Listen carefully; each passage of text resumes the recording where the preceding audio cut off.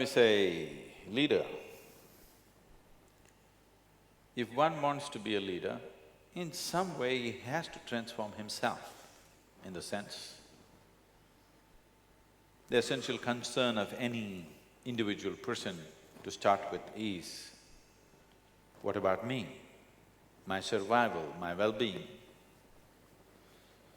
So if one has to become a leader, he has to transform this into a larger possibility. What was essentially individual concern becomes a little larger concern in some sense.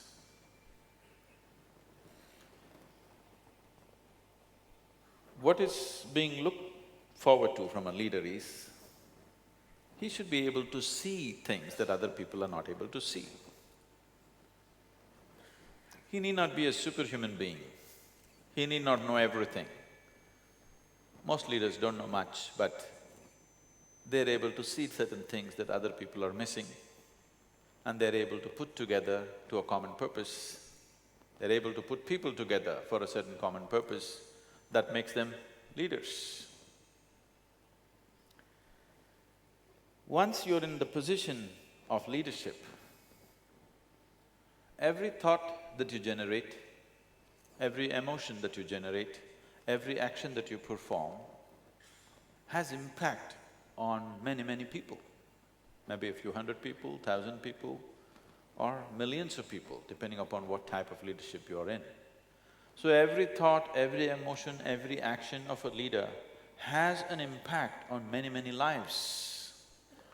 When this is so, it is extremely important that one who wishes to be a leader in some way focuses upon how he is within himself too, not just about how he performs in the world. Because no human being is doing anything that he is not himself in some way.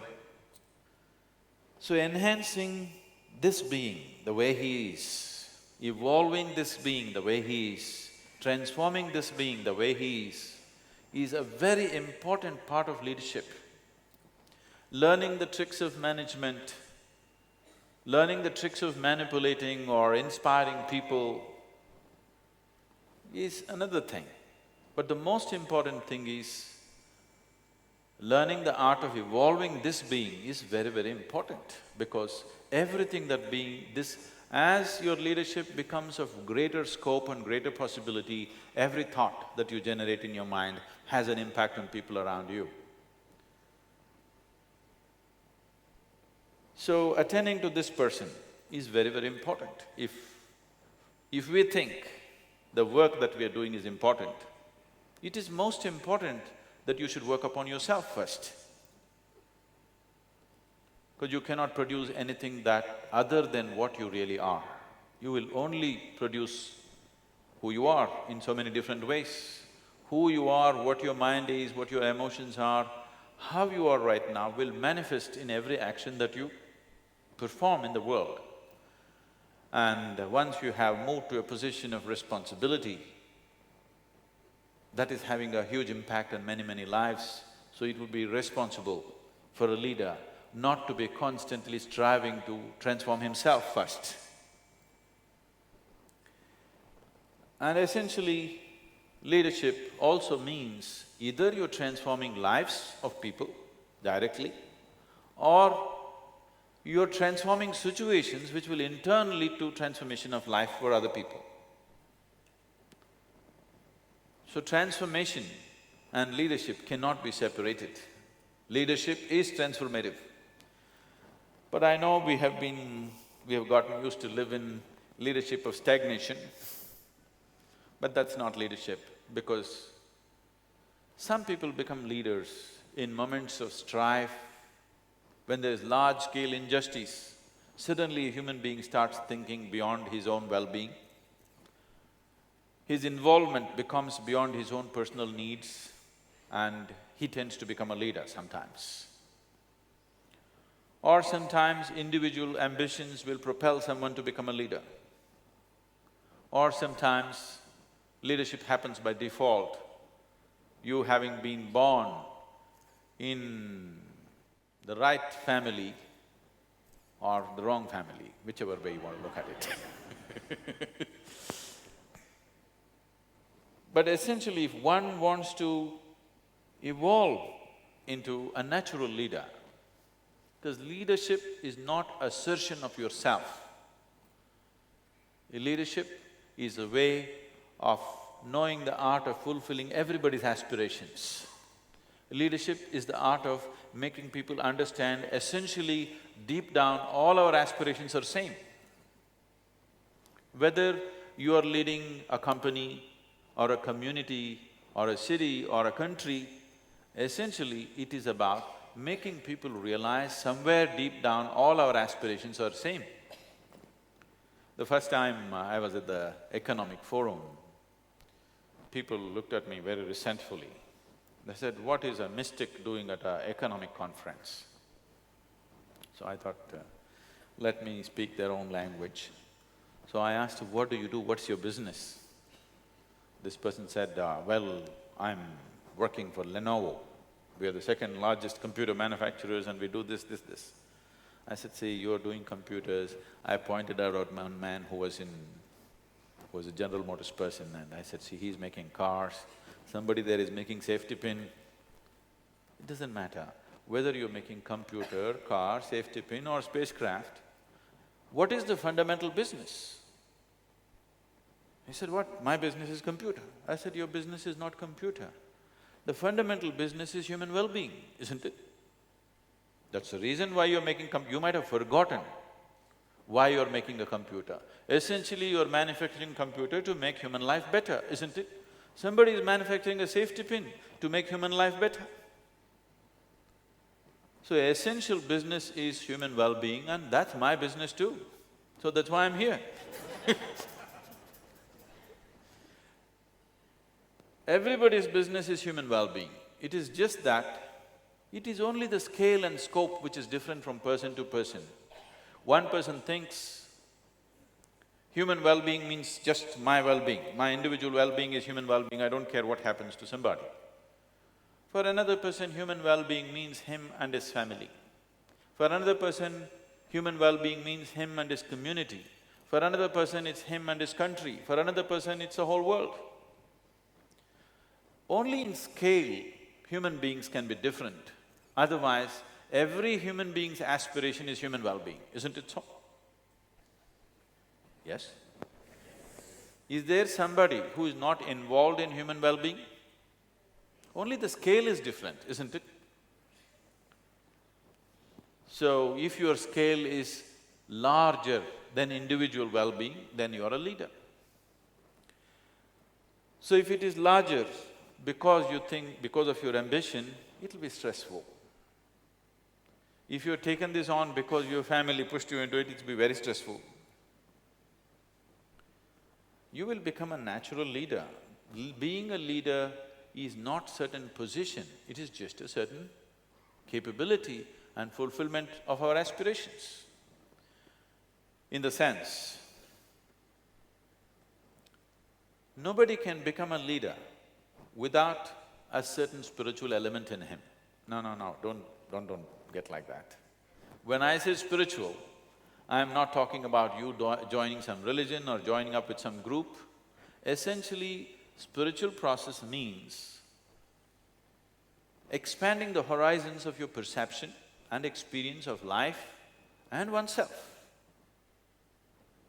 In some way, your perception of life has enlarged itself beyond self-preservation. You're thinking not just about this being well, you're thinking of making things happen for lots of people, that makes you into a leader. So this can happen out of your thought, or this can happen out of necessity of situations in which you exist, or this can happen because your perception has truly expanded. When I say perception has expanded, shall we do an experiment with you? Can I do an experiment with you? Take your right hand, touch your left hand and see. Is that you? Is this you? Touch the chair on which you're sitting. Is that you? No. How do you know this? What is the basis of your experience which tells you this is me, this is not me? Don't sit there like yogis, I'm the yogi.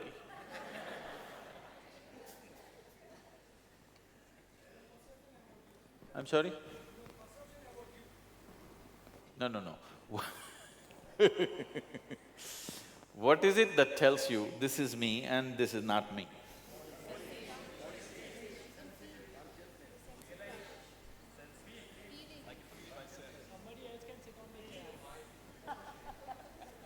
You're reading lots of nonsense.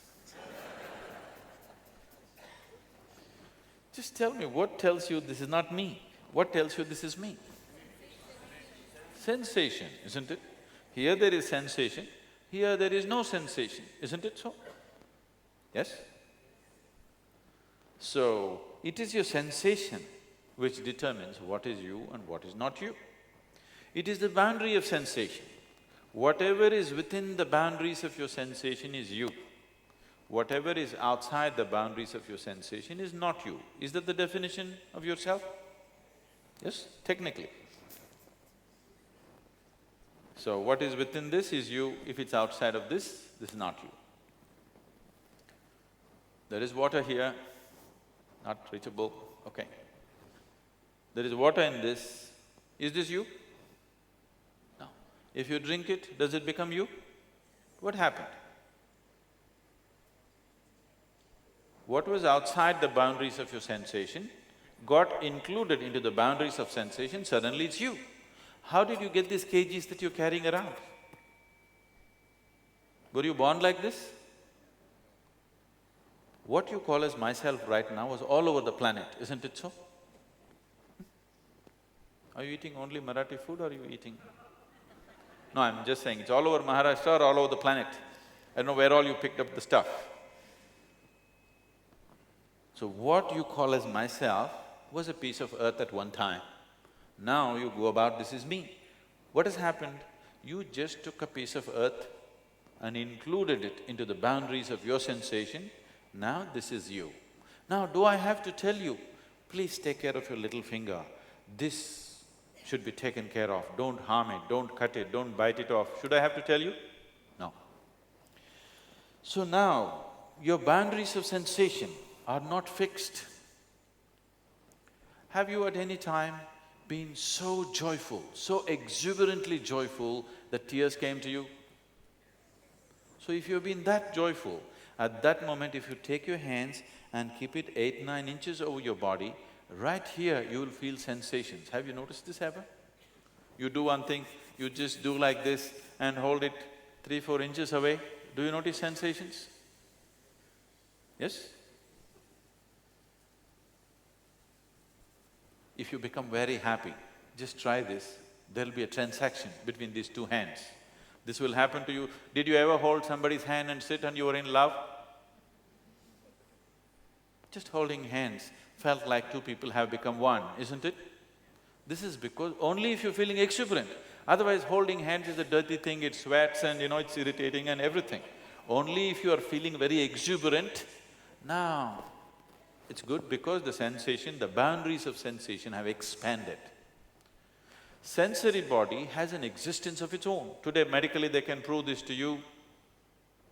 If you have not had these kind of fabulous experiences, then we'll have to do something horrible to you. Suppose we chop off your leg.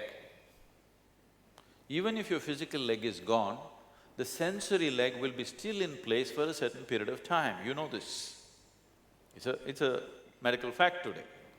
So sensory body has a presence of its own beyond the physical body. And this sensory body expands when your life energies are exuberant and contracts when your life energies are depressed or suppressed. This could have happened to you, you are very worried and depressed about something, somebody comes and taps you on the shoulder, you can't feel it. Have you noticed this? Have you noticed this? Because when you are in a depressed state, your sensory body contracts. When you're in an exuberant state, it expands. If you consciously crank up your life energies to a certain level of exuberance, if you sit here, suppose your sensory body became as large as this hall, now you would experience all this as a part of yourself.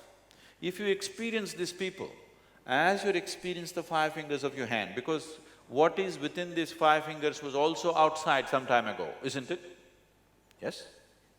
This is slowly you accumulated into the boundaries of sensation. It was outside and you included into the boundaries of sensation, now you experience this as myself. Suppose you stretched your boundary of sensation to this whole hall, after that, do I have to tell you, be good to this person, don't harm that person, don't kill that person? Do I have to teach you morality? Would you naturally do what best you can do for all this life around you? Then you are a natural leader. That's what a leader is supposed to be. Either you are manipulating yourself into your leader, which is very stressful, or because you experience everything as yourself, you do the best you can do according to your capability. Each individual can function only to the limits of his capability, isn't it? And your capabilities are at their best. This can be… there is substantial medical evidence and scientific evidence for this. Your body and your brain will function at its best only when you're exuberant, when you're joyful, when you're ecstatic. Your whole system functions at its best. Have you noticed this yourself? Haven't you noticed this experientially? When you're peaceful and joyful, is your body and brain functioning at its best? A man went to the neurologist and asked him, "Doctor, how long can a man live without a brain?" The neurologist looked at him and asked, "How old are you?"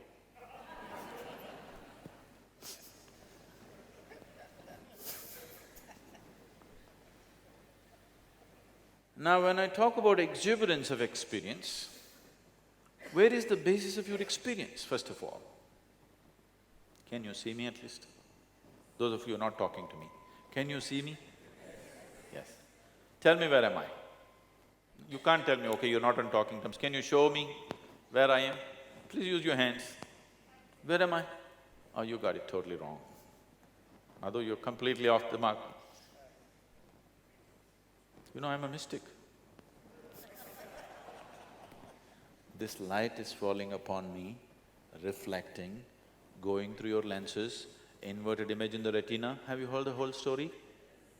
So where do you see me right now? Within yourself. Where do you hear me right now? Within yourself. Where have you seen the whole world? Within yourself. Have you ever experienced anything outside of yourself? Have you ever experienced anything outside of yourself? Right now, if I touch this chair,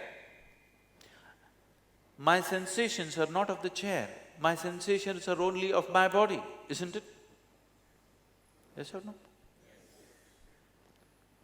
You have never experienced anything outside of yourself, please see. Everything that you know is only the way your sense organs are projecting things within you, isn't it? Sun is setting right now outside, but we are turning lights on here because for us this is darkness. But there is a whole host of life on the planet. The sun sets, they all come alive. Actually, there are more life on the planet which are nocturnal. Yes? I'm not talking about the Bombay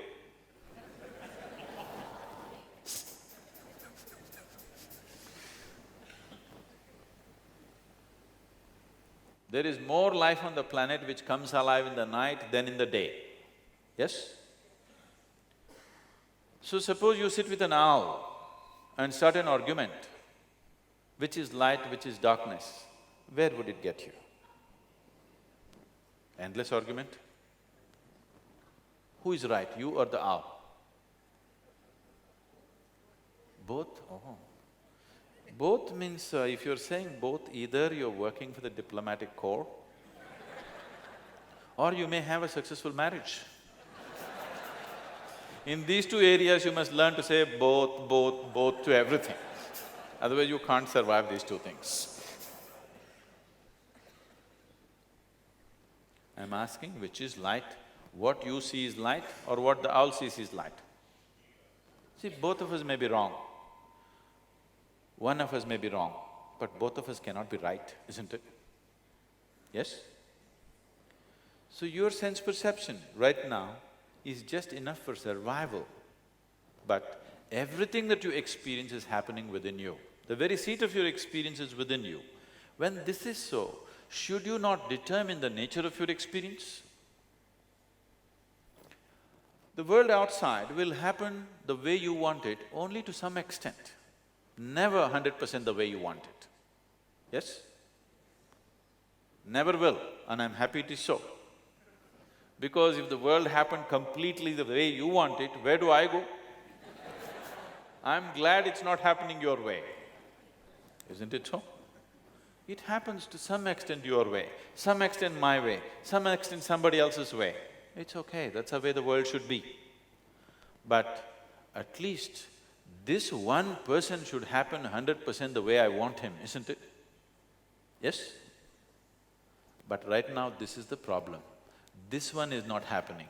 This body is not taking instructions from you. This mind is not taking instructions from you.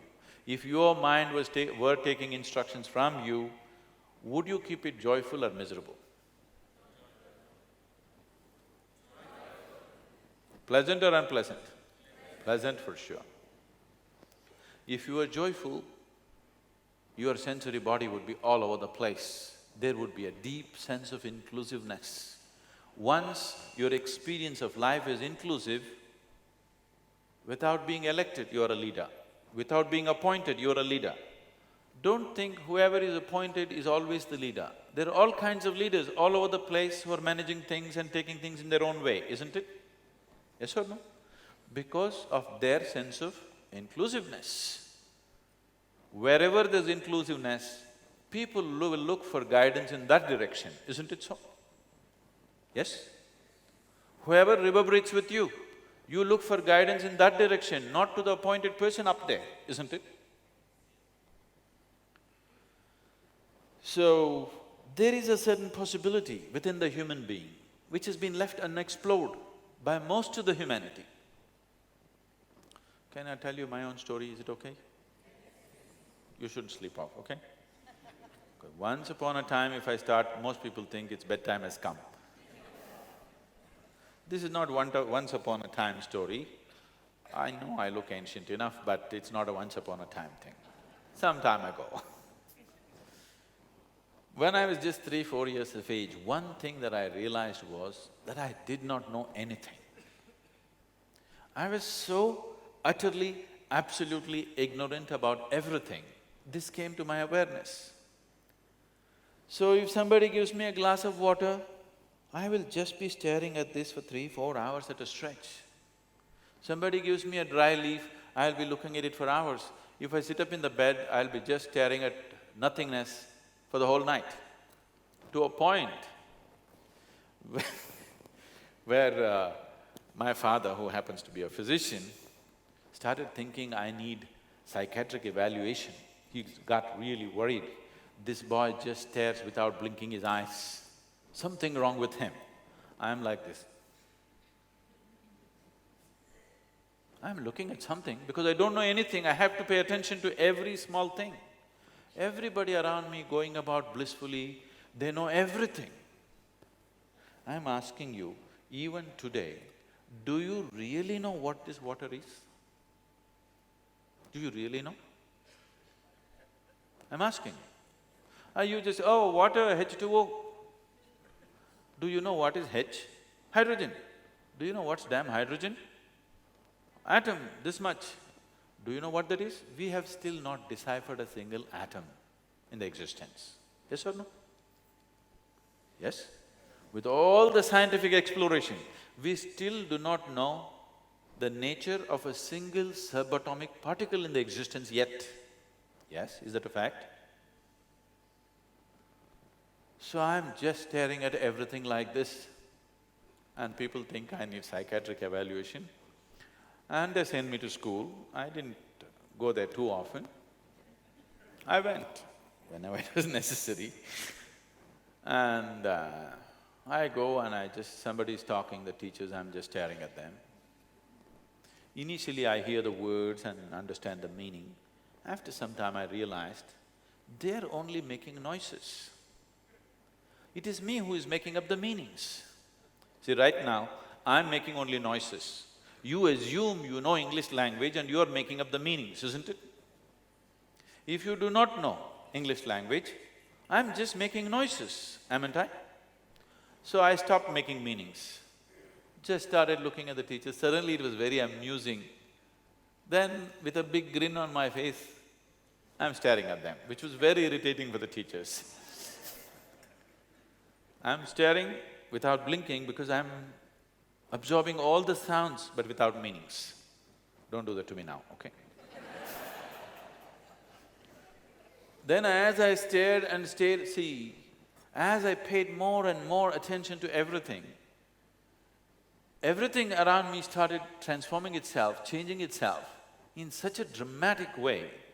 After some time, I was not even hearing the sound, I was just seeing people doing acts. And as I paid attention, I found that even this human form just evaporated from my vision and I would see hazy, ghost-like figures going all over the place. And I'm completely amused with a big grin on my face, I'm like this. People think I'm going nuts. So I'm looking at the teacher, I know him through and through, but I don't know what the hell he's talking about.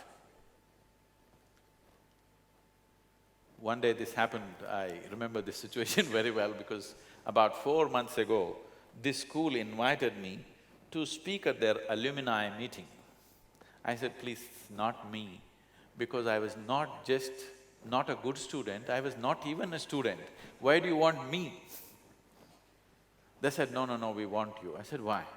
They said, our school has produced scientists, our school has produced great managers, our school has produced test cricketers, but you are the only mystic, so you have to come. So I went there for this alumni meeting and all the buildings are same and all my memories came back to me. And I thought, see, this classroom, in this classroom a certain situation happened which changed my life in many ways.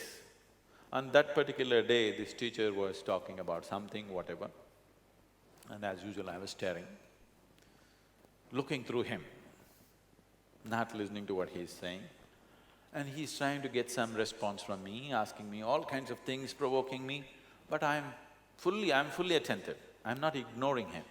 I'm paying more attention than anybody has ever paid him in his life. I'm paying that kind of attention to him. But I cannot hear what he is saying. Then after trying this for more than 30–40 minutes, he said, you must either be divine or you must be the devil. I think you are the latter. So I did not feel insulted or abused. This set off a whole host of questions within me. Am I the divine? Am I the devil? Am I human? Am I alien? What the hell am I? Because anyway I did not know. So this set off a completely different line of thought within me, endless amount. What the hell am I? What is the nature of this? And one day I happened to be eating something, I was into my adolescence at that time. I just ate a morsel of food. I knew this intellectually, I have studied a little bit of science and whatever by then, but suddenly this food exploded within me. See, you eat something, you eat a piece of bread or rice or let's say a banana. If you eat this, what was something which was not you, if you eat it, it becomes you, isn't it? Yes? All this stuff was not you some time ago. This is not you right now. But if you put it inside, it actually becomes you. It is not an idea. It is a living experience that it becomes you, isn't it? So when I ate and I closed my eyes, it just exploded within me, this food, that it is actually becoming a part of me. Something which was on my plate, which was not me, is actually becoming me. It's a phenomena beyond explanation. It is a phenomena beyond logical understanding. It is the greatest thing that's happening, that you can convert a banana into a human being. It's not a simple thing. You can make a piece of bread into a human being, not a simple thing, isn't it?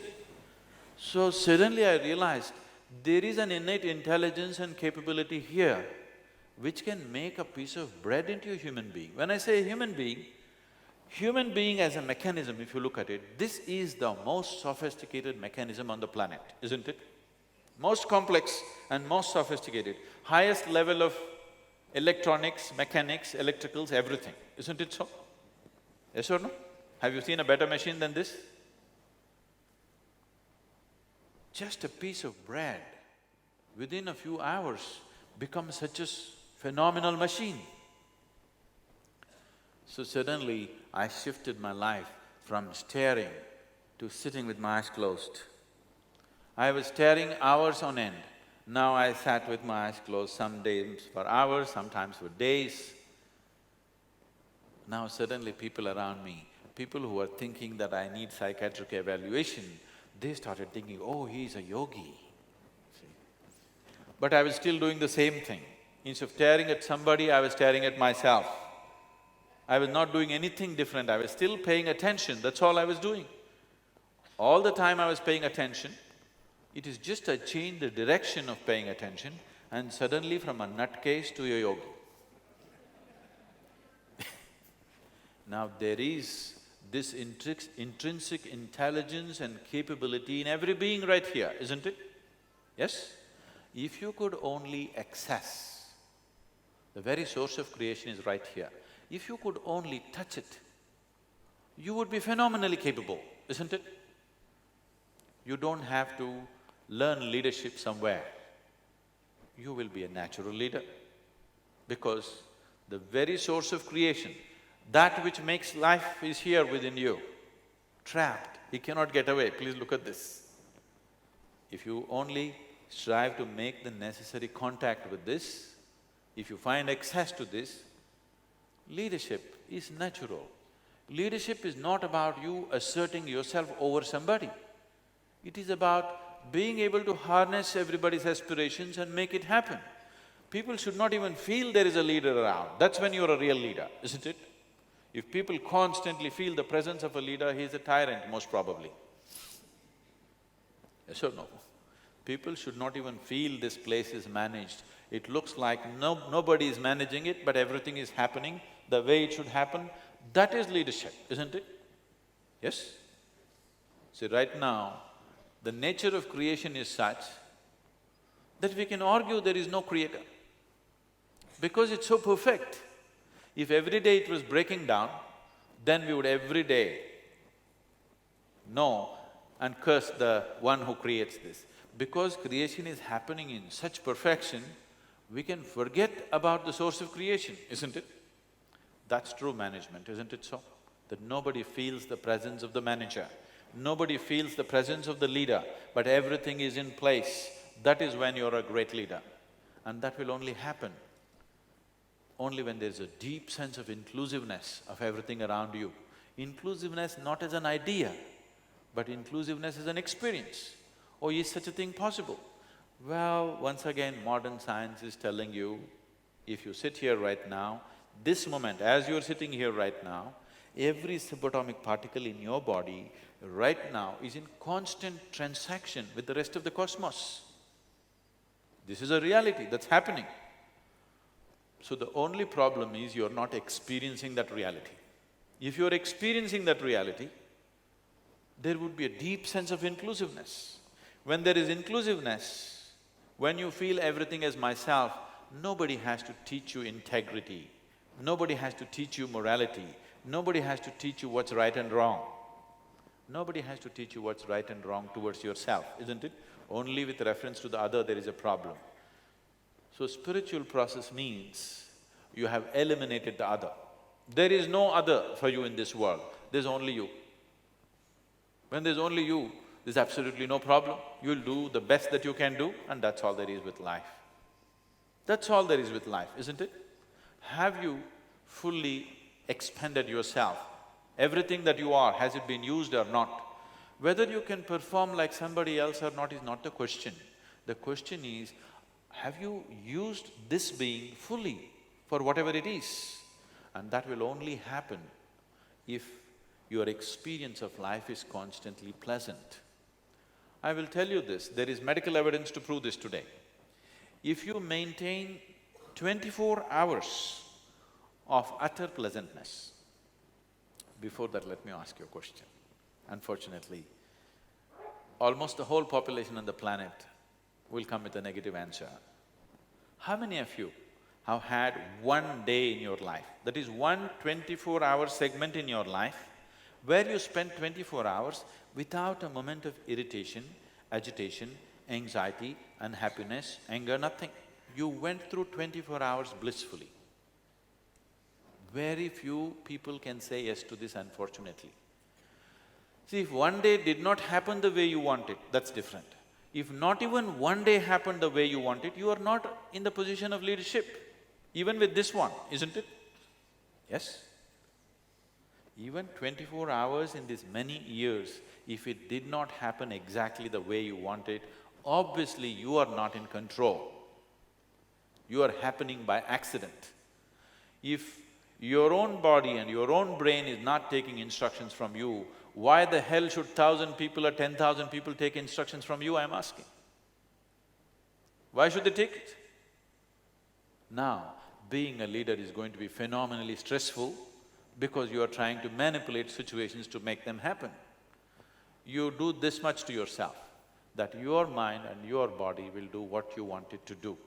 You will see, suddenly working with the world is such an effortless process.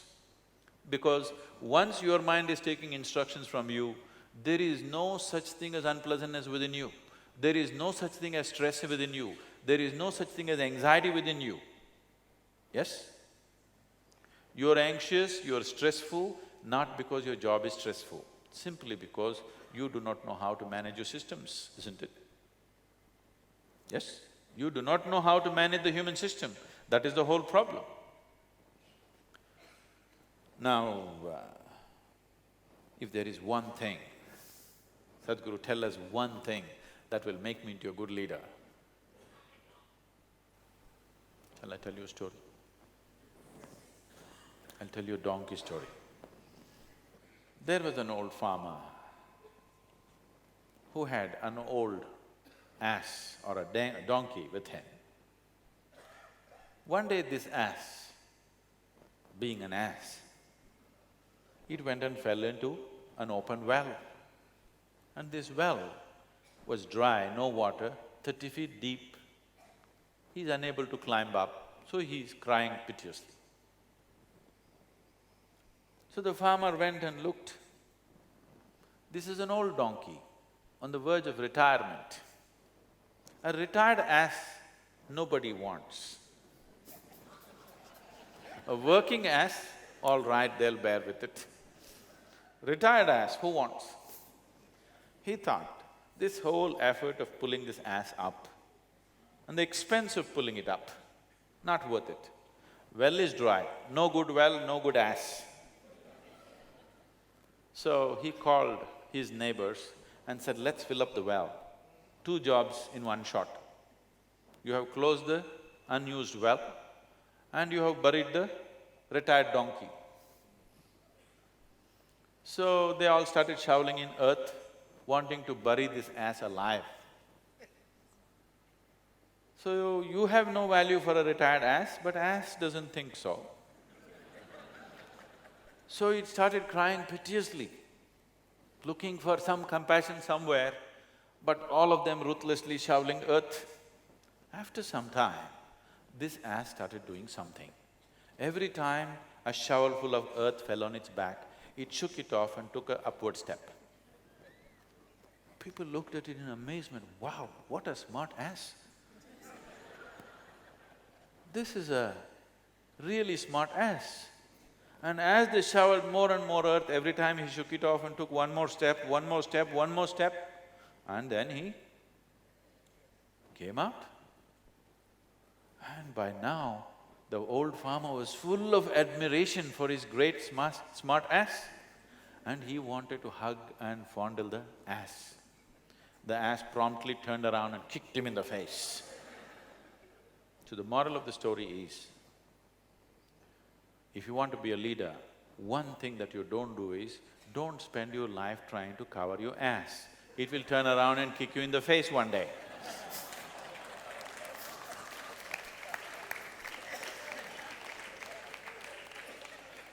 Because what people expect you from a leader is that first of all, he is straight. People don't appreciate you manipulating them. People appreciate that first of all you are straight. You don't have to be brilliant to be a leader. You don't have to be a genius to be a leader. You don't have to be a superhuman to be a leader. You are straight, your integrity is always there, and you have some vision. You have some insight into a few things that makes you into a leader. When you are truly inclusive, you'll naturally have an insight about everything. And then you gather people, right kind of people will naturally gather around you when they see a certain level of integrity in you, and things will happen, according to your capability, of course. You can never equate people's capabilities. People come with different capabilities, it's fine. But the question is just this, are you able to use yourself to the fullest extent or no? If you yourself are an issue, so please see, you yourself are an issue on a daily basis. When you are an issue, you cannot handle issues on the outside. So if you make yourself like this, that this is not an issue anymore. Now, you can attend to the outside issues to the best of your capability and your leadership will happen effortlessly without being stressful to you or to anybody for that matter. It's transformative leadership. If you have questions, please. Any kind of question. Sadhguru, why is it that today, in the name of leadership, we see so much of insecurity among leaders? Subordinates who look upon leaders today feel awfully insecure even more. These brilliant people who are assisting the leader, they are like small pieces in the jigsaw. By themselves, they are nothing. There needs to be a fulcrum who holds these people together, otherwise by themselves they can do nothing. If there wasn't a leader, these people could never be harnessed and they would never find expression to their intelligence. Because they may have certain talent, but they don't have leadership. So, somebody is being paid more only because… not because he's brilliant, because he's able to harness brilliance. Brilliance which cannot be harnessed, what's the use of that? It's a lot of trouble actually. No? Intelligence which is not harnessed is a lot of trouble, isn't it? So a leader may not be the same IQ as the so-called brilliant man, but he is able to manage all these IQs. That's his capability. He gets paid for that. You get paid for your IQ. So anyway, above all, your life, the quality of your life does not necessarily depend upon how much you're paid. I'm not saying you should ignore that. Yes, that is a factor. How much money you get, how much wealth you make in your life determines the comfort of your life, never determines the quality of your life. Yes? It gives you certain access, it gives you certain comfort, it facilitates a few things around. But essentially the quality of your life is in how joyfully you're creating what you're creating, isn't it? If you are absolutely giving yourself and if you're brilliant as one claims to be, and if you're really making things happen to the best of your ability, in many ways you become indispensable for any group of people, isn't it? So instead of thinking of increment, I think people should focus on how to become indispensable. That people can't believe that without you, this situation can work. It will work anyway. Tomorrow morning if I fall dead or you fall dead, the world will go on fine, don't have any illusions about that. But people should believe that without him, how to live, how to make this work. If people get such feeling, then you will be substantially rewarded. But the true reward is in the joy of doing what you're doing, not in what you get at the end of the month, isn't it? What you get at the end of the month facilitates a few things, maybe determines the kind of house you live in, determines the kind of car you drive, but how joyfully you drive the car, that it doesn't come from that, isn't it? How joyfully you live in this house is not determined by that. So your quality of life is the way you experience it, not what you have, where you are. So please, once you set this, that your quality of life is determined, anyway you're joyful by your own nature, you will function at your best and your capabilities will be rewarded. Today or tomorrow it has to be rewarded. Sometimes there may be some slowdown, sometimes maybe you have to make a little noise and make them know that you aren't there. Because it's a large picture, somebody may not notice you. But the important thing is, in your life, the important thing is, are you enjoying the process of life or are you cribbing through your life? This is most important, isn't it? Yes? I guess my question is, where do we get started and what is the path? So that, again, this doesn't become a subconscious experience and then we again wait for this kind of thing to happen. What are the practical things that we can do so that we kind of don't leave this session saying, okay, it was another great talk, but I don't really know what do I need to do, so at least I know I'm trying to make the effort. You want some tips?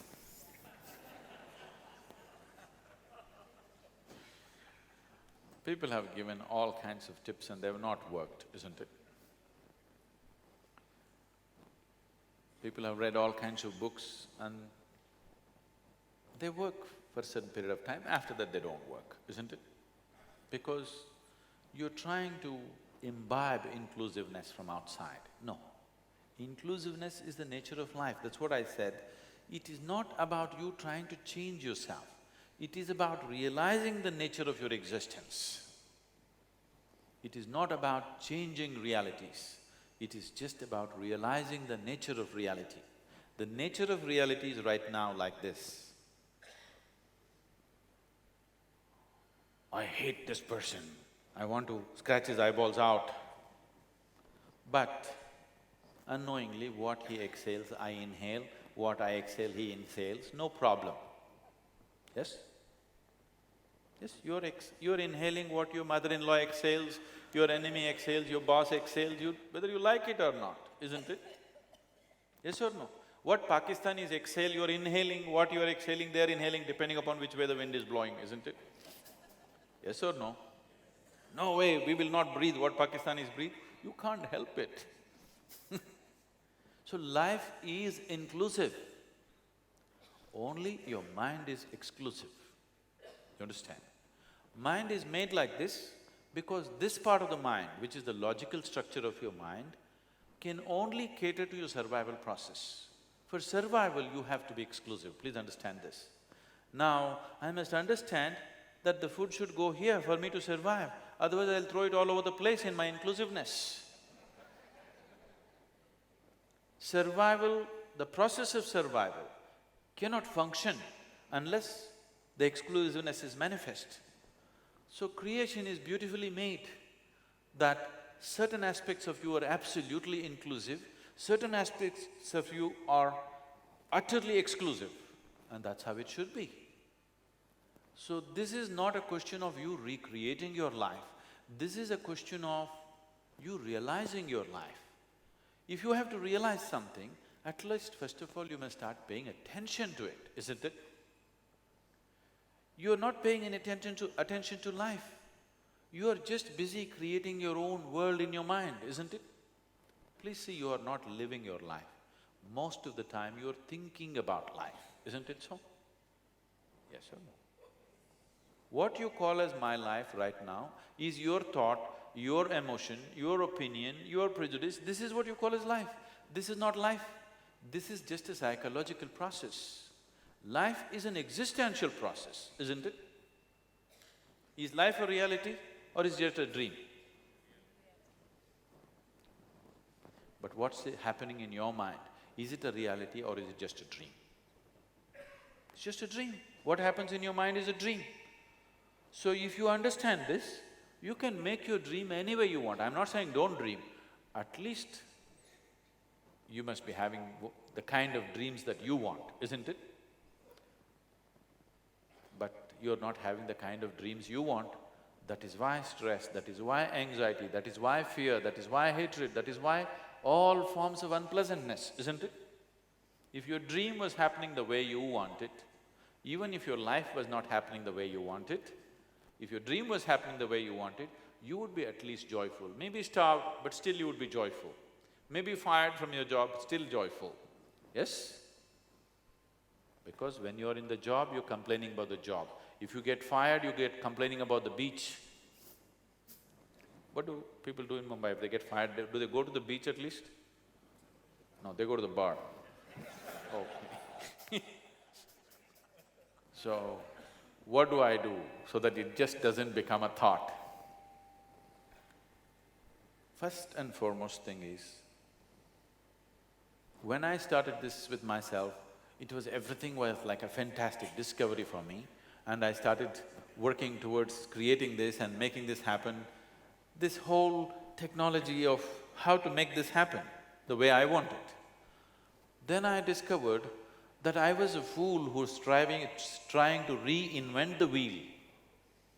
Any number of people for thousands of years have known this, but I thought I arrived at it. For me, it was like that, because for me, I had no spiritual teaching, I had no guidance, I had no nothing. Suddenly this burst upon me and I think this is it. It's the first time, eureka. But after some time I realized thousands of people, millions of people, for thousands of generations have known this. So, there is a whole knowledge about that. It is just that it needs to be approached. If you want to start off on an inner journey, when I say inner journey, I want you to shave it off of all the traditional notions that you have about it.